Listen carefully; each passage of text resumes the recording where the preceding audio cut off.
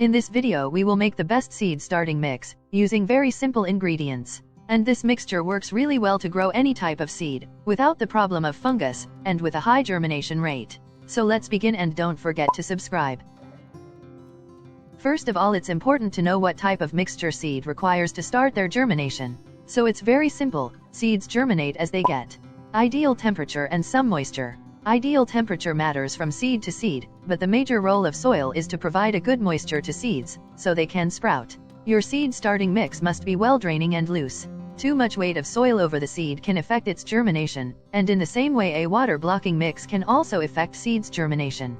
Too much moisture holding seed starter can cause white fungus on the soil and green algae over it. These things don't let the seed to germinate. So our mix should be well draining, water retentive and loose. So this is the seed starting mix that have all of these qualities. There are some benefits of this mixture you must know about.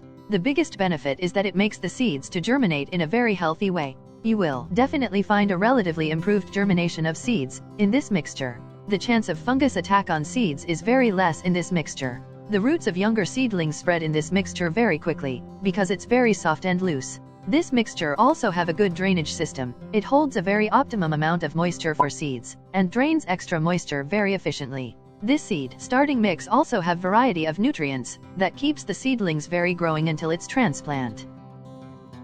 So to achieve these benefits, we have to follow up the right ratios of the ingredients that I am going to show you. All of these ingredients are very easily available. You can also buy them from the description box link.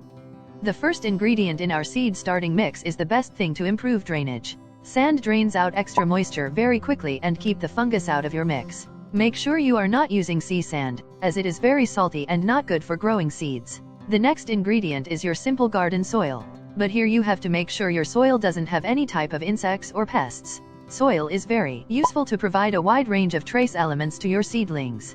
But if you are not sure about the quality of your soil, then don't worry, just spread the soil in the sun for a few days. It helps removing any chance of pests and insects that might be present in your soil. Another ingredient in our seed starting mix is the rich source of nutrients, that is cow dung compost. The big part of cow dung compost is the nitrogen, that is extremely important for smaller seedlings, because it promotes the growth of leaves and new branches. Cow dung is a high-dose fertilizer, that's why you should use it with a proper method. A detailed guide on cow dung uses is linked in the description box, must check it out.